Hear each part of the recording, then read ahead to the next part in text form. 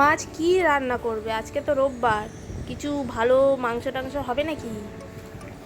না, আজকে ইলিশ মাছ রান্না হবে। কি ইলিশ মাছ? ইলিশ মাছ হবে কচুর শাক, ইলিশ মাছের মাথা দিয়ে কচুর শাক।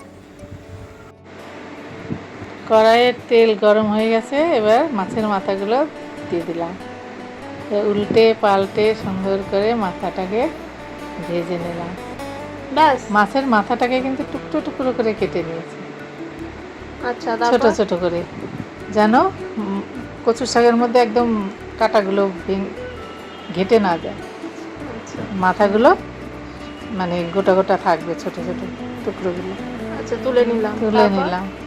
এবারে কালো জিরা ফোড়ন দিয়ে তেলের মধ্যে আরেকটু তেল দিলাম, দিয়ে কালো জিরা কাঁচা লঙ্কা ফোড়ন দিয়ে সেদ্ধ কচুর শাকটা ছেড়ে দিলাম। কোথায়, গরম তেলে? আগে থেকে সেদ্ধ, হ্যাঁ সেদ্ধ করে রেখেছি কচুর শাক, সেটা গরম তেলে ছেড়ে দিলাম। একটু ছিটছে, তেল হ্যাঁ, ছিটবে না? একটু ছিটবে, তারপরে কচু শাক দিয়ে দিলে আর ছিটবে না। তারপরে নেড়ে চেড়ে সুন্দর করে নুন হলুদ একটুখানি মাখামাখি শুকনো হবে, জলটা যে কমে যাবে, নেড়ে চেড়ে জল কমে গেলে তখন আবার একটু আদা বাটা একটু জিরা বাটা দিয়ে আবার নাড়তে হবে। এটা কি আদা বাটছো? হুম, বাবা, আদা বাটা শিলে বেটে নিচ্ছি। শিলে বাটলে কি বেশি টেস্টি টেস্ট হয়। আর আদাটা যদি আমি সঙ্গে সঙ্গে বেটে রান্না করি সেটাতেও আলাদা টেস্ট হয়। আমি যদি মিক্সিতে বেটে আলাদা করে রেখে দিই, হ্যাঁ। পরে ব্যবহার করি, সেটা কিন্তু টেস্টটা অত আসে না, কারণ আদার সেন্টটা পাল্টে যায়। এবার কি নুন দিচ্ছ? এবার নুন দিচ্ছি। এত নুন লাগে?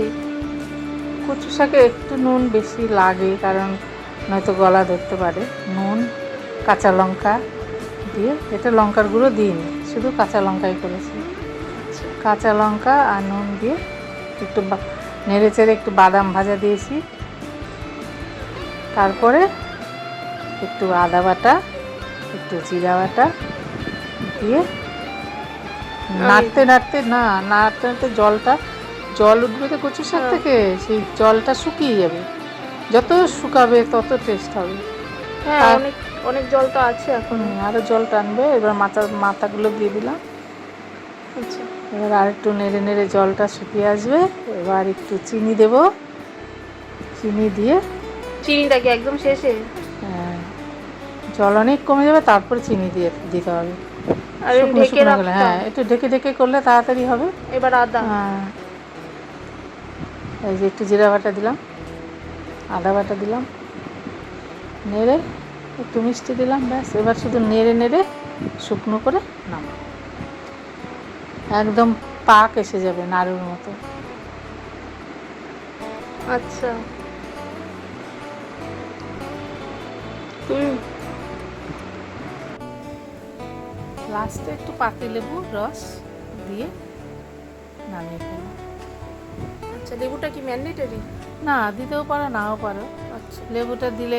আজকে রান্না হয়েছে আলু বেগুন দিয়ে ইলিশ মাছের ঝোল, সাদা ভাত, কচুর শাক, ইলিশ মাছের মাথা দিয়ে কচুর শাক, আর পুঁই শাক, মিষ্টি কুমড়ো, পাঁচমিশালি সবজি দিয়ে চচ্চড়ি, আর হচ্ছে লেবু, পাতিলেবু, আর আছে দই, মিষ্টি দই, সাদা দই। বাহ, মাংসের থেকে ভালোই।